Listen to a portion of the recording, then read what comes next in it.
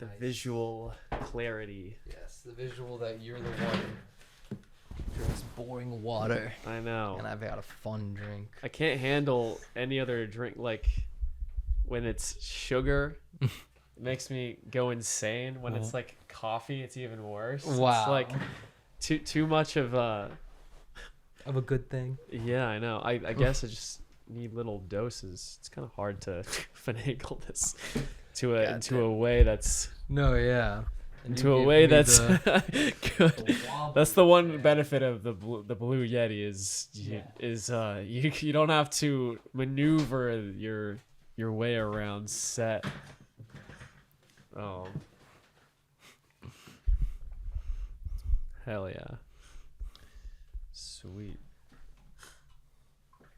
All right, we got our jungle going. Is our peaceful vibe. Hey, wait, that's perfect for my shirt. Oh, nice. Yeah. It worked out perfectly. Oh, that's ideal. Welcome, everyone, to the ARKAST episode 2. We're starting. You just immediately went into it. I figured why not. It took like 8 minutes the last time to figure out how to start it. Welcome back, everyone. We have joining us again the lovely Aidan Callahan, the funny, the hilarious. And make sure check out the Patreon. $1 a month, only $1 a month, and you get awesome exclusive content that's going to be so good. Yeah. More from the ARK company. From the ARK. You guys have a movie coming out? A short film? We do have a short film coming out. Thank you for bringing that. I was not even I thought we might as well plug. I literally wouldn't have mentioned it otherwise. Yeah. I forgot about that. But yeah. Talk about your own movie. This will be out tomorrow, Thursday. So it'll be out this Saturday, called Scraps. I made it with my friend Callie Cardenas from Boston while we were both living there. And I mean, I think we made it pretty good. It wouldn't be getting released if I didn't think it was really good. So definitely check that out. We're all pumped. I'm glad the fans, the true fans. Yeah, I'm a true ARK fan. I know, dude. I wouldn't even have remembered to mention that. I mean, what else is ARK gonna do? We're gonna be doing lots of stuff. We're gonna be trying to get this podcast going as frequently as we can, and then we're gonna be doing more shorts, just trying to pump out content. Beautiful. Yeah. Maybe one day you'll greenlight my Dungeons and Dragons podcast. You're good. Yeah. This thing is a bit highly maneuverable too. Yes. So you can kind of like twist this around and like it's like a lot of options that you have. You have the very fancy podcast equipment, yet I still have to. It still doesn't work with my moving head. I know, it's kind of like that's the one thing about these. It's just feels like you're wrestling with a robot or something. But comment down below if you think we look fancier and sound fancier. We probably do. Yeah. Nice. Yeah. What have you been listening to? What have you been watching? Well, we have after this we'll have our discussion of a movie that we're both in love with. But I don't know if I want to speak. If you want to. But before we get into that one, is there anything else you've been watching? Been vibing. I guess the thing we both watched recently was well, it wasn't too recent, but season 2 of The Rehearsal. Oh, I mean, of course. Nathan Fielder, always peak. Yeah, I still think that's the best show of the year. You know, really? I mean, people argue The Pitt or Severance, 2 shows which I quite enjoy, but no, I mean, The Rehearsal. That's just insane. I mean, those are just images you'll never see anywhere else. Yeah, I mean, the level of dedication. I mean, it's clear from Nathan For You that like he puts a lot of time into logistics, and it's The Rehearsals season 1 and 2, like so much logistics and planning, and just to go into these like bits, and then like just like spending 2 years on one bit for like flying a plane. Like but is it even a bit? It seems like he actually wanted to do it. He wanted to do it, but like was a 2-year plan. Like I think it was with the intention of filming it and putting it on TV as well. So it was something he planned really far in advance. To clarify for any impressive. listeners Yes. who have don't not have the watched this context show, for what we're saying.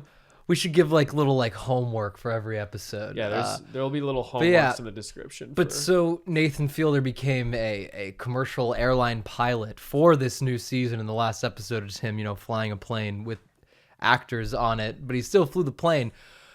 But so point is, I don't even know if this is a bit. It seemed like he literally just in real life wanted to become a pilot and found a perfect way to work it into the show. Also, of course, one of the reasons the show works so well is because it's so biographical and personal, and it feels like him put on screen. That's kind of the beauty of like all of the stuff he makes. Like even when he's doing drama, like in The Curse, which is like the Benny Safdie collab, like he's playing just a dramatized version of himself. So it's kind of like impossible for it to be a bad performance because it's just like playing into, and then you could comment like, it means that he's not doesn't have as big as a range of like a crazy big actor, but like it's just kind of smart. Like he's always playing into, so it kind of makes it like seem very because there are definitely people who like criticized his acting in that show, and like it's obviously tough when you're next to Emma Stone. She killed that also. Yeah, she was insane. That's just unbelievable. But then it just like works because then they just like write apart that plays to his strengths and plays to who he is, and the whole humor kind of works with his kind of deadpan delivery and such, so I could really buy into it. But yeah, you're also so right that like even though it's a drama that's like so different from stuff like Nathan For You in The Rehearsal, it still works with all his themes. It feels like a continuation of the Nathan universe and like these ideas of anxiety and how that's a good way to put it. The Nathan universe. Yeah. It's just one extended version of himself and all these different things. It's just about what it means to be like an anxious person in this sort of post-reality television world. Yeah. Yeah. That was probably one of the spoilers for, I guess, part of the show, The Curse. But there was in the last episode, there was like the first like I want to say like the first half of the episode is just like just the TV settling. It's done that a couple of times. The first half of like the finale is just like Nathan Fielder and Emma Stone, like the protagonist, just sitting awkwardly on a Zoom call, like barely saying anything. Yeah, like they're on during, what is it, the Rachel Ray show with the guy from Sopranos. Yeah, like a guy just explaining his new like fake pizza sauce and like whatever, or like his fake new bolognese recipe, and they announce their pregnancy, right? Yeah, and then they're just like, and they're like oh, that's cool, and they're smiling for the rest of like for 5 minutes. Yeah, that's like it's not exactly like David Lynch, but I feel like David Lynch is another one of those people who like will intentionally torture you and like and then like it like gets to a point where it even just becomes funny, like the fact that you're, I wouldn't even call it torture because I thought it was just like a good bit, but I do think it is kind of like Lynchian in the way that's like Lynch obviously loves kind of the surrealness of America in many ways, and he's not afraid to use it for a joke, and this is just sort of like surreal, like a surreal kind of view on these kind of reality shows. Yeah. That like, it's funny because it shows how like weird all this stuff is, but it's also just kind of a little, if you were too high watching it, you might be a little creeped out, You would be greening out. Yeah. As the kids say. If you're trying to watch that. But I think, I guess I wouldn't call it torture. I would just call it like, it's kind of, you got to be very bold in this day and age to make a scene go on for 15 minutes, especially if there's like intentionally not that much happening in the scene. It's like I'm saying torturous because like I think it's like I wasn't tortured by it, but like most normal TV watchers, if they tried to watch that, they'd be like, I'm turning this off. I can't watch this. No, yeah, exactly. No, because even if we don't even need to talk about the finale, you go back to the very first episode, which includes, remember, a close-up shot on... Just the start of that episode, it's like 10 minutes of them just like awkwardly trying to like do an interview. But but do you remember? Oh, I mean, that scene's great. But that's a great scene. But do you remember at the end the shot of Nathan Fielder's character's just micro penis straight up? I liked that. Yeah, that's the type of thing you don't usually see on television. Yeah, a little shocking, but good. But also then just important to the overall everything because it kind of defines his character in many ways. Yeah. God, what a television show. Oh. Yeah, highly recommend The Curse. Oh, yeah. For anyone who hasn't seen The Curse. Mm-hmm. Probably the best show in like the last 5-ish years, honestly. I mean, Better Call Saul, I don't know when that ended. Oh, I love Better Call Saul. I'm behind on the Better Call Saul train. I've watched the first 2 seasons, 2 or 3, and then it was so slow. Watching it weekly, watching Better Call Saul, that show, like trying to watch it weekly is impossible.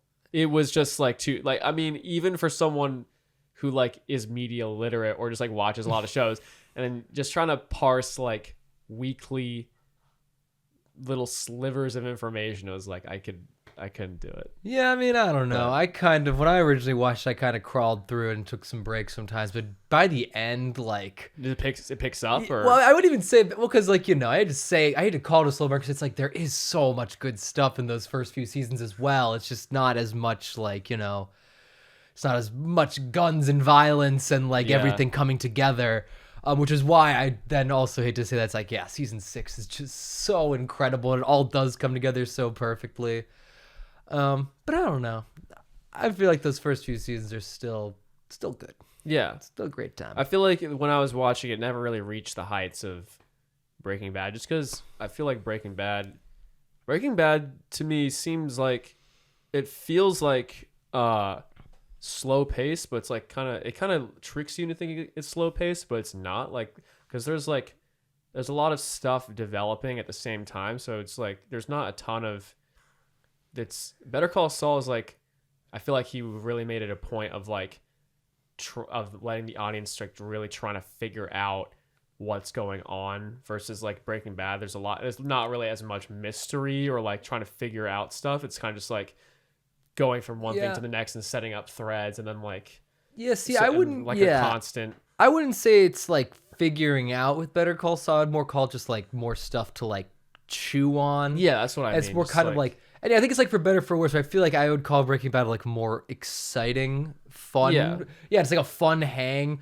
But yeah, Better Call Saul is just like more of like a meditative,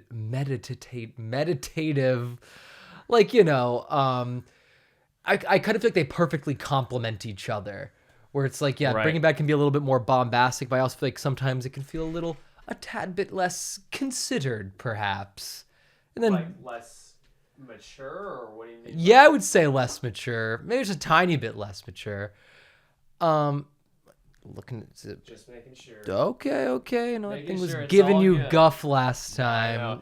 The technical issues are mostly resolved now, so we're just chilling. Yeah. I just feel like Better Call Saul can be very considered, like very like meticulously crafted in a way that can make it like a little less fun viscerally, but more fun like if you like to analyze things and if you like to, ship characters, perhaps. Yeah. That's what I mainly do when I watch a show. Is look for new ways to ship the characters. Oh, I mean, of course. Although I feel like one of the main criticisms people have of like Breaking Bad being like not mature is like they're like, oh, they made it look so cool when they're making meth, and like my response to that would be like, I feel like it's like it's showing the POV, like the point of view of the characters who are like finding this thing exciting, and then you see the consequences of them being in this thing that they feel like is exciting, but then blows up in their face in tragic ways. So that was one of the criticisms I feel like people would give. Yeah, I feel like Bad. It's just in the tradition of like your crime movies and like Scorsese types, where it's like, it's supposed to be in their head. You're supposed to empathize with them. So like, like The Wolf of Wall Street was another. I feel like there's a lot of classic examples of movies being kind of like taking on new like cultural meanings beyond whatever the intended thing was. Like, like I don't know if you know like Watchmen. Oh, I mean, of like course. Rorschach or like whatever. Like people like love Rorschach, or like Alan Moore, the writer of the Watchmen comics, like he's supposed to be the bad guy. I can't believe people like him. And then like same with the Joker, same with whatever we were just talking about right now. Well, no, but no, because we were talking about, like Breaking Bad and such. Yeah. And there's definitely people who are like, Skyler is actually the bad guy. Yeah, I don't understand that at all. I think this actually dovetails with this interesting Twitter incident. I don't know if you're clued in on that, like just happened. Oh, recently? Just so this guy posts the whole gimmick of the account is that he posts every frame from The Sopranos. And then yes. And then I saw that. Yeah, he broke the bit basically to post this whole rant, basically about how he's thinks that immigrants are taking over the United Kingdom and that type of stuff. Yeah, and then like posting like clips of Tony Soprano being racist to defend himself. Yeah, and no, but I think it's interesting. It's a classic Twitter happening. But I think it's interesting because, it's like many times Tony, when he's being racist, is just obviously supposed to be like a dope and kind of like an idiot who doesn't realize he's kind of hypocritical. But I think it's like what makes Sopranos such a good piece of drama, and what makes all these things we're talking about such good pieces of drama, is that it just let it exist as it is. Like, it's not really like telling you Tony is wrong. He's just like letting Tony be Tony. Right. And so that's obviously going to then attract people who like the stuff and agree with like what he's saying. I think it gets this interesting place of like, what is the artist's role, or is it not their role at all to try to dissuade people from like, taking that from their work? You know what I mean? Yeah, it's an interesting, I don't know. It's kind of I'm not sure. I feel like it is you're kind of just privileged to be like an artist who makes a lot of money and reaches a lot of people. So I feel like complaining about like, it is just one of those things where it's, I don't know. It depends like if they were taking it to an extreme that was like really harmful. But like, I feel like in most cases it's like, oh my God, they're interpreting my thing the way I didn't want. Like, it's like, all right. Well, I'm not even talking about like the artist, like, I don't know. I'm not even talking about the artist specifically, like even complaining. It's more just like this question of like, what is the role of art, like, yeah. Has the art failed if, like, say you make something like Rorschach and you're trying to make him be like a stinky weirdo, and then a bunch of people think that he's the coolest superhero ever? I guess it could just be down to I feel like a lot of people will overlook the ethos of like the writer or creator of like of a whatever it is, the comic book or a movie or show or whatever the art is. Like, I feel like it's actually a lot more important than people think, like the character of the person who made it, because that kind of informs everything about it. So the people who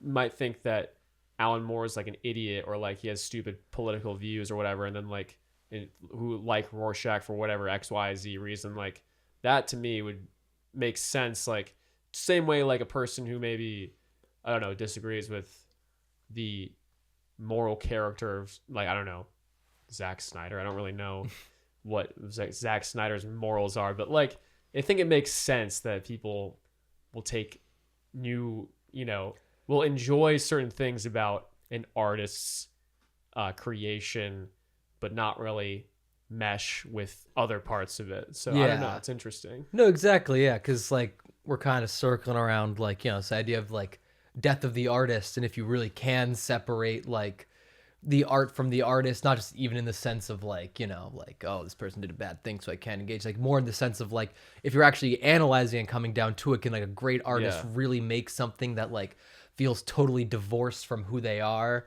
and like should they, right? It's interesting. I think it's very interesting. Like, I feel like people will compartmentalize different types of things differently. Watchmen is like a thing where it's like kind of it's not like the most subtle political messaging, or like it has like a lot of commentary, like societal commentaries and stuff. So it's like you can't really ignore that component of it, and it's like, but for something like music compared to like a graphic novel with political commentary, for example, like I have Kanye in my playlist. Like I don't because when you're listen, a lot of times when you listen to music, like you're kind of like doing something else. You're like not listening to the lyrics. It's like the way you compartmentalize it is different, and it's like you're not really. For me, like certain things, I'm like not thinking about as much, so I kind of like tune it out. Yeah. Or I just like don't care about certain things. I just think it's interesting how it differentiates between different things. Well, because I think Death the Artist gets really interesting when you talk about music, because like with music, there's kind of like this like sliding scale of like. You can have a guy who's just one guy playing a guitar and singing songs about himself. Right. All the way to you can have Mozart, who's been dead for hundreds of years, and the music he was making not even going to be played by him. And of course, it's like this more like mathematical, deep thing. Yeah. Yeah, and I feel like that makes it kind of like obviously a lot less surface level, like personal. But you can argue, I don't know, maybe Mozart put some of himself in there. I also think with like, honestly, I think for music or like movies, most like, not most, but maybe like, I don't know what the percentage is, but I'd say a lot of people who like are big or made it big or whatever, not great people. So it's like kind of trying to like picking and choosing, like, it was like, oh, I would listen to this guy, but this guy's too far. It's like these people are like most of these people are like not good. Yeah, I mean you never know. And it's like, at that point, it's like I don't know, trying to do ethical art consumption to me. It just seems like it's just too much of a but like, unless it's like really blatant. Or I mean, I don't know. Yeah, because also I mean, where it's like there's this interesting question of how much that the artist being whatever kind of person, how much it actually does inform the work. So that's why I bring up like a guy like singing about himself on a guitar. Obviously, it's like if you don't like him and he's a bad person, then probably everything he's singing about on his guitar is just gonna be like I don't care, Yeah. Yeah. Versus like a terrible person writing some sort of classical music. It's like, you might not even think that some modern guy wrote it. You might just be like, oh, this is from Shakespeare time. This is Mozart. Right. Yeah. No, that makes sense. I don't know. It's an interesting. We're getting into the weeds here. We're getting really philosophical. That's the question. It's like, what is this podcast? Transitions. It's kind of everything. This 2001: A Space Odyssey. Everything, everywhere, all at once. Except I didn't like that movie. Famously, I did not. I mean, really? Has Kelso ever liked a 2020s movie? No, that's not true. I liked The Lighthouse. That was 2019. Yeah. No, I liked The Northman, which we could try. Before we go into The Northman, I do want to shit on Everything Everywhere All at Once for 5 seconds. It was obviously really talented people, but just like the 2010s era cringe YouTube humor, like I feel like I saw like a clip of like the directors like reading comments on Letterboxd or something like that, and someone said like this like felt like just like a YouTube video, and they're like, yeah, I guess you're not wrong. Like it was kind of weren't they like YouTubers originally? I'm thinking of those guys who did that horror movie. But that hand one, Talk to Me. Oh yeah, those guys are also really talented. I need to watch that movie. Cool. But I just feel like the too many like it would go between different things, and they were kind of like different bits and like different, and it's just like none of it was like I was impressed by pulling it off. Pulled a lot of stuff off, but at the same time I was like, this is mostly just not really funny to me. Or, I guess we're getting into the Everything Everywhere All at Once debate. Yeah. Because I totally know what you mean. Because like, especially for like, someone like you who really does not like that kind of like very, I guess you would call it like a cloying type of humor. What is it? Cloying? Like just really trying hard. Like, oh yeah. You can tell they really want to be funny and want clips to go viral of Ratatouille. That's the thing that makes it hard to be funny is when you're trying really the I don't know, sitting on like a dildo. Yeah. And so I would say that's like the weakest part of it, and like especially with how well and sometimes not well that like the humor like tramples on the drama a little bit. But I do agree though that's like I think it's an impressive thing to pull off. I always just think like damn, the script, like for all kind of the problems it has, like humor side, like, you know, like kind of like pacing wise, I do think it's a little long, but it's like it's just such like a crazy concept to pull off in a way that's kind of like accessible enough that it could be like a comedy blockbuster, like the kind that it was. Even to win Best Picture, it's kind of like definitely a damn impressive script. Yeah, well, it definitely was very tired by the end. It was kind of lingering too long in these, like, go back and forth between the different worlds, whatever, and just be like, all right. I think that ending sequence needed some tightening. Yeah, I think it's the second act that I think is so strong when she first can like travel through time. There's like a scene where she's getting like pulled through the different universes. Well, and there's like multiple scenes happening in each world and the overall scene of her and her daughter. And I was just like, damn, this is an impressive piece of writing that I'm just even able to tell what's going on. There's a part of this movie where you're like, part of you is like, all right, this might be an awesome movie, but it kind of just flatlines a little bit. But I mean, I don't know. I thought like the parts I thought were like okay were like where they try to like slow it down and have like an emotional moment with like the family, and I was like, all right, I'm enjoying this more than I'm enjoing the like the go wacky, to like the Ratatouille or like the sausage hands. Like, I mean, great. It's just cast. like random XD 2009 humor. I mean, I don't know. I probably if I had watched Everything Everywhere All at Once 10 years ago, it probably would have been my favorite movie. I mean, when you were when I was 14, I mean, when I was 15, I loved Deadpool. So I mean, well, I mean, hey, but and then Deadpool's changed. Thinking back on Deadpool, I'm like, if I rewatched that movie, I would not like it. Yeah, but I loved it when it came out. It was the first R-rated movie I ever saw. Really? Oh, I snuck in. Friend of the pod, Peter and I snuck in. That's good. Yeah. But it was so classic Peter, where it's like we did the thing where we like waited for like a couple going in and we were like gonna ask them to like, you know, buy our tickets, be our guardian, you know? Yeah. And so it was working for them. Peter was like, oh, actually, I have a digital online coupon to use for my ticket. It made the whole interaction with this random couple so awkward. Oh, really? I mean, you can pull out a digital coupon if you're trying to have someone sneak you in. That's like using like... That's so a funny. Rebate for alcohol. I thought the move was you just buy tickets to a different movie and then just like pop in. Yeah, because I feel like sometimes they're not checking. They're not like they have guards at every single door, you know? I'm always so nervous at the movie theater that like I've never once been called out for anything, but I always feel like this is the time. For smuggling in certain this is the time they're going to be like, what's in the bag? Come on. It's like I feel like most of them don't care, yeah. Yeah, but it's like, you just don't want it to be that one time that you brought in like a ton of like a full case of wine and and fajitas, and the person's setting up like wine tasting during the Minecraft movie.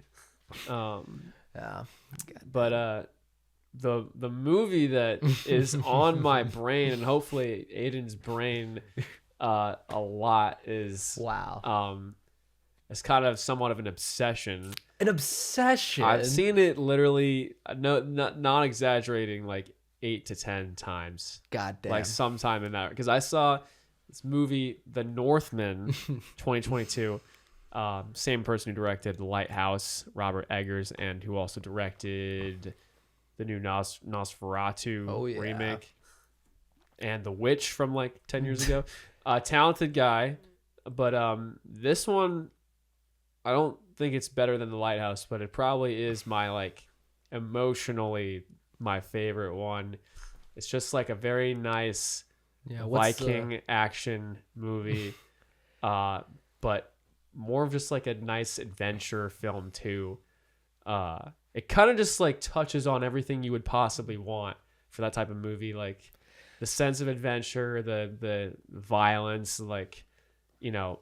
I'm not gonna say period accurate, but like for the most part, like pretty damn like, accurate. Because for the parts that are more grounded, that is they do make it period accurate, but it's kind of mixed in with a lot of like fantasy, violence and stuff like that.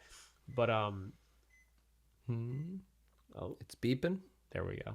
Okay. See, I set it up perfectly this time, so so no, I don't have to change it now. I'll just keep doing it. Technical difficulties, folks.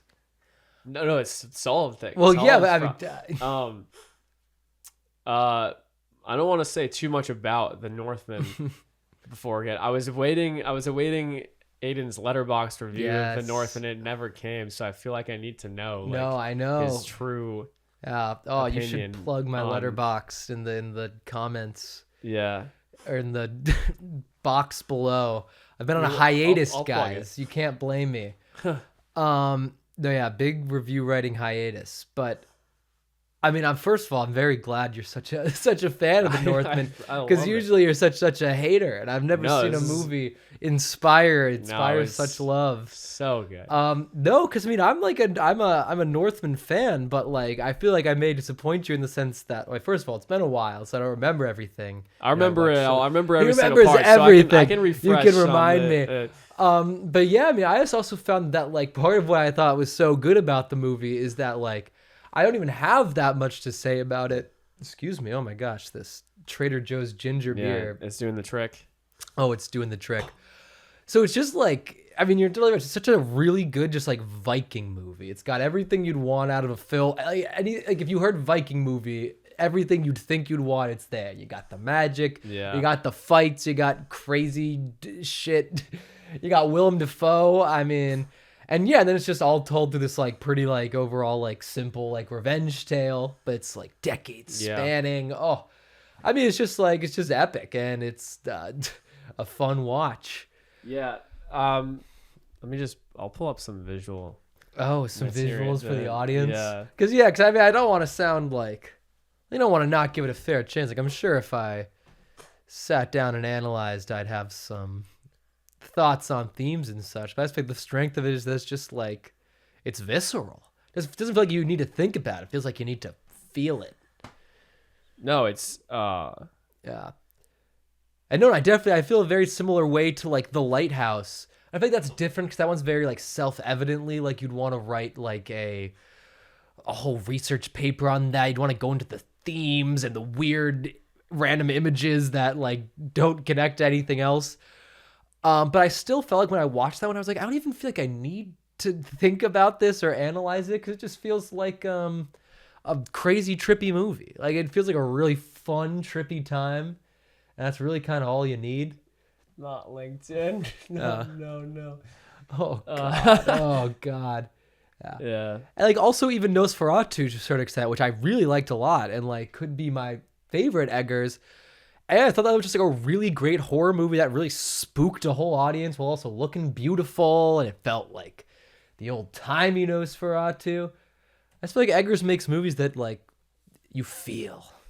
Yeah, it really embodies everything you would want for just fantasy and action. So the two, I think, my biggest criticisms. And I think this is what also I think the consensus is, I guess, on, I don't know, Reddit or wherever you find opinions, or just movie reviews in general.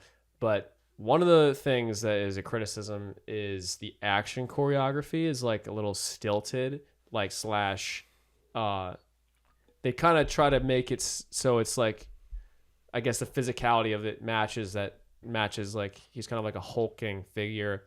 So sometimes it's kind of like, and I will agree, sometimes it like looks a little bit stilted. Like there's a part when they're doing the raid on the little village, and there's like some parts when he like jumps down from like the top of a ledge, and like he's kind of falling really slowly, so it's like clear that there was like wire work and like stuff like that, or just like the way he's moving is a little bit slow. But I mean, I still really like all the action. I still think it's really well done, but there are like, seeing it, 8 times. I mean, of course, you start to get deeper into it. You notice, it doesn't seem as fluid on the first watch, but I still think they did a pretty good job of pulling that off.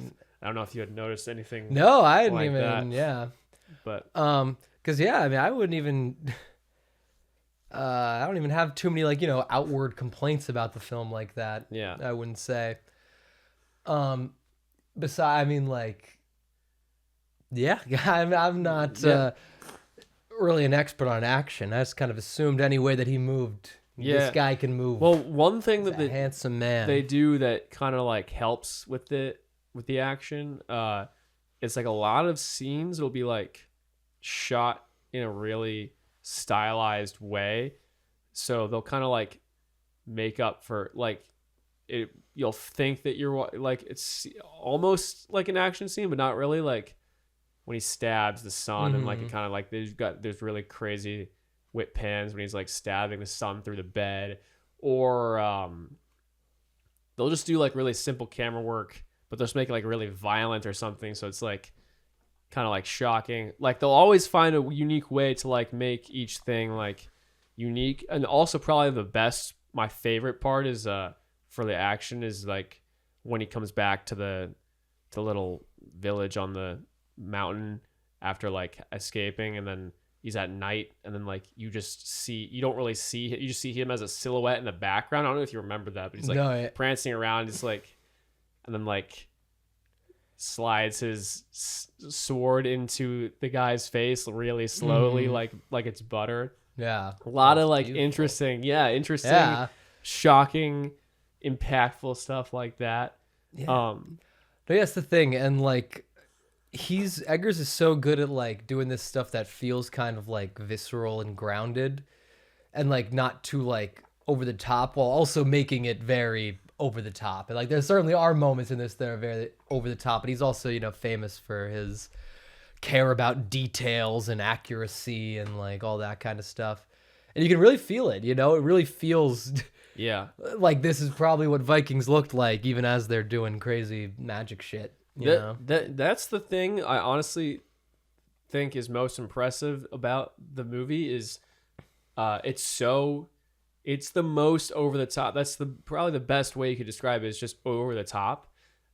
It would be so easy for it to be a piece of shit. Like when you're going that over the top, if you don't have like grade A actors, which they luckily did, I mean, of course, it could have just been like pure slop. But they had like amazing actors the whole way through. Like the villain character, that guy's like I don't think he's like a big actor or anything, but he's just like did an amazing job. Like, and of course we love the Skarsgårds. Yeah, all Skarsgårds, of them, every single one of them. Nicole Kidman. Oh yeah, she's a little bit Botox looking, but you know, wow. But how could you? Well, just that was another Mrs. Movies. That was right another there. criticism, is that that her face couldn't really exist back in the medieval times. It's magical. They're mythically beautiful. I didn't even see. I'm not like an expert in Botox or anything, so I had to have it pointed out that her face looked like Botoxy, but I didn't even know. I'm so gullible like, with that kind of stuff. Wasn't even an issue for me personally. I will always just assume that someone's face is just like that. You know, I'm never gonna be the first to be like, "Hey, is that work done?" Yeah. Goddamn. But yeah, no, I mean, I'm I'm a big fan of you being a fan of The Northman. Yeah. And I'm a fan of it too. It's a good movie. Yeah. I think you should just get out of the way and give it a 10 out of 10 on Letterboxd. It's you still, love it this much and you're still like, it's a 9. It's an 8. It's an 8. An 8? That's crazy. Because I was thinking of giving it an 8. I don't think I love it as much as you do. You gotta be objective. But that's objective. Oh, should we get into this whole discussion? Let's get into it. Well, I mean, if you want to get into it, because I don't really... yeah. Well, I don't really believe in objectivity when it comes to like criticism or like art criticism. It's like obviously it's like a thing we can strive for, like this idea of like when we talk about objectivity, we talk about a thing that like everybody likes. Like objectively, most people think The Godfather is good, but that's still just like a messy estimation, you know? So I just feel like whenever you're reviewing something for yourself, your main question should be, how did this make me feel? Did this make me feel 10 out of 10? Did this make me want to rewatch it 8 times and talk about it on my podcast? I think it's probably... I guess we might just rate movies differently. I kind of just try to look at it from like a... more of like outside my... I obviously take into account how much I... emotionally liked it, but you know, I also try to take like an outside myself stance and look at it through you know, but through that's the good things like lens. What other perspective? Just the like the objective qualities of where like you can objectively say that the wire work is obvious because other movies have done it better where when they're falling, they don't fall as slowly and it looks more natural. Like I kind of reject the idea that like there's no objective criticisms you could possibly make but you're misunderstanding. What I'm saying is that's like you can say objectively that something is like done like clearly not to the artist's intent. Like if you're watching like a bad movie and there's like bad CGI and you can see bad wire work, but what isn't objective is that makes it bad. Because like there can be a movie that has really bad CGI, but it's also like so much fun and like everything about it's kind of campy and it all works together. That ultimately your enjoyment of it isn't lowered by that, and even the artistic value of the piece isn't lowered by that. Well, then I'll frame it in a personal, subjective way.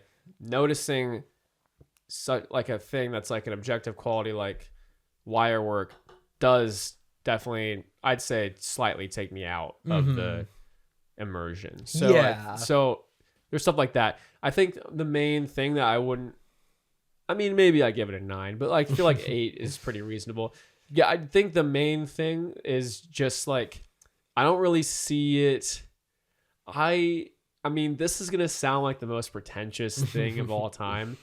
I mean, I think The Lighthouse, great movie. I give it a 9. I mean, I don't think ratings really matter that much for the record, but The Lighthouse, I give it a 9, maybe close to being perfect. But for all of Robert Eggers' films, I don't really feel a strong sense of like longevity, or that there's obviously a lot of stuff to chew on. Like I think his movies have like a lot of great, really awesome stuff in it. That's like great details and great attention to detail.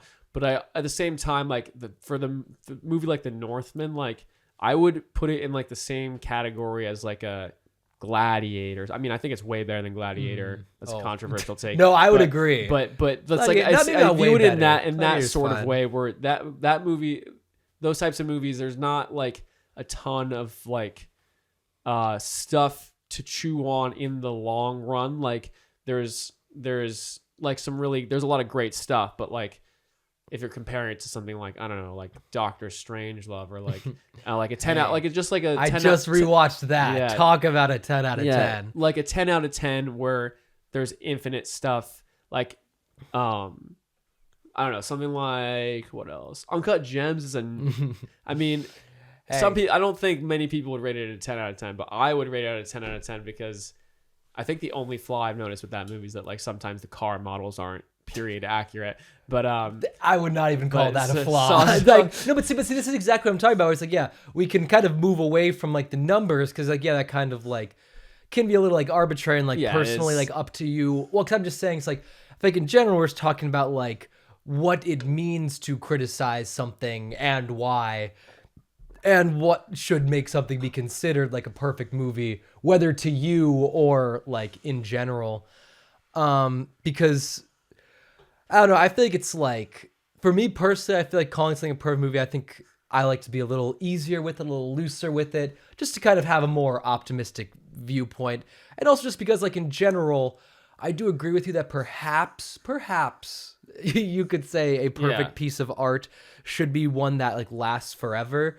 But at the same time, why can't a perfect piece of art be an piece of art that really just makes for a perfect night for you, whether or not you'll remember? And that's why I think like a good comedy movie, can be a 10 out of 10 if you just have like the best night of your life laughing your ass off. It's like that comedy movie really brought joy to the world, to your world. Well, I mean, I guess like, I don't know, the way I watch movies is well, for some people I think it's totally valid. Like for some people, the most you could want out of a movie is that you're having fun and entertain. I mean, I sound like such a pretentious piece of shit. I guess for me, just like, because I've seen so many movies, I feel like, and he always says I have like some sort of hatred of movies, but like I love modern movies. Modern movies. No, but that's not true. I like a lot of movies. I guess some I can't really remember. Can't even name one. Suicide Squad 2016. Oh, that was probably one of the best ones. But the Phoenician Scheme. The Phoenician Scheme. That's a good movie one. you like. But no, I have a love of film, and if it's a cynical lens or like a harsh lens, because I apply a gold standard to like I apply the harshest standard, so that's like No, I mean that's like if you've seen if you've seen a movie that's like the best thing ever, and then like you kind of have a range of like stuff that falls in there. I mean, it's so subjective, but yeah. That's the thing. I think it's like when we talk about pretentious, I think like pretentiousness, like and like having tough critics is especially important, like in like the greater industry. You know, like art criticism is like very important. It has been very important for hundreds, thousands of years. Like we need our kind of like Pauline Kael's, famously a very tough movie critic. And obviously film art criticism in general is in a very bad spot right now. But so I guess it kind of leads to the question of like, what is the purpose of your own criticism? Like when you are critiquing something, what is your goal? And like, what is it doing for you? It's just kind of like, I try to keep a more optimistic viewpoint because I feel like if you look, it's much easier to find faults in something than to like express what you did like about it. And that doesn't mean like, that I don't look for faults in anything and don't see faults immediately in things. More just means like for me, I feel like I always try to like focus on the positives first and try to focus on criticism as a discussion about and with the film. Viewing art as like a conversation, as like a statement. Yeah, I mean, I guess like, I don't know. I guess I kind of think about it like a lot of movies I'll enjoy, and then like it'll kind of be working backwards from like how much I enjoy it. Like I'll notice a bunch of flaws and that'll detract from it. But I still notice the good things. Like, I try to be fair. I don't ever want to watch a movie and like dislike it intentionally, But yeah, no, hey, I'm not even accusing you. Yeah, no, I'm just interesting, different ways of viewing stuff. I think the philosophy of what criticism is just so interesting to like think and talk about. Because it's like, what is it? Why? And then everyone these days, I feel like everyone's a critic now, just because of like the internet and like everyone wants to be like the next nostalgia critic, and everyone can post their own reviews on their own Twitter account with like 10 followers, so everyone wants to be and like feels like a critic, and it's like that's fine and fun, but also maybe people should just focus on having fun. But no, I agree that it doesn't need to be taken so seriously, but I also think,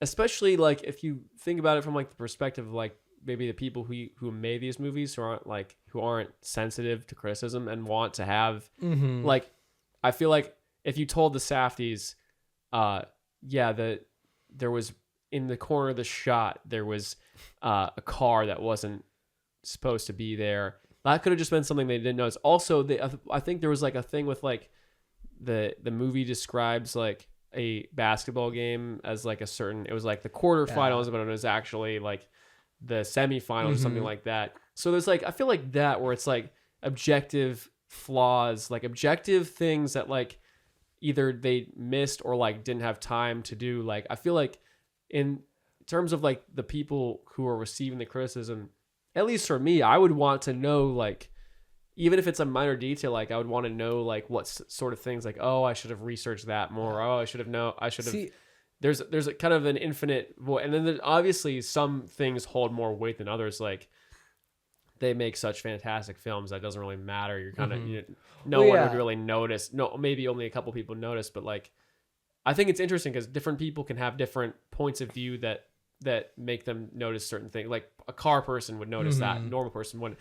Person watching The Hurt Locker, for example, who's like I've talked to people who are like, I guess I have like knew like one person who's like in the military, and they're like, yeah, this is so unrealistic. They would not like they wouldn't do this. They wouldn't do this, or like the Iraqi insurgents wouldn't wait so long to attack, and then all this suspense makes no sense because it's based off of waiting for them to get attacked. And it's like, but a normal person watching like wouldn't have that experience, so they'd be like, this movie's awesome, like it's so tense, and like, but like someone else watching it who's like maybe who knows more about like what like the way it actually was, and then like they watch it like this is stupid, like so a completely opposite experience, but based I mean, on this kind of though brings us down then to this other interesting like point of like criticism is like like weird point of like what is criticism is that's just like there are going to be artists who their goal is to make something more detail oriented, and then there are going to be artists who don't care about that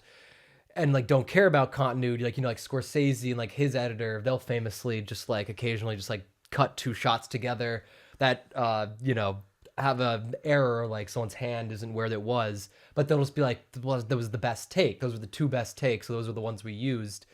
And it's like, if someone who's really really detail oriented and really cares about that stuff, and that stuff does take them out, watches it, it's like sucks for them, but does that make it a worse film? Does that make it not a 10 out of 10? It definitely, I think those things are like trade-offs you make.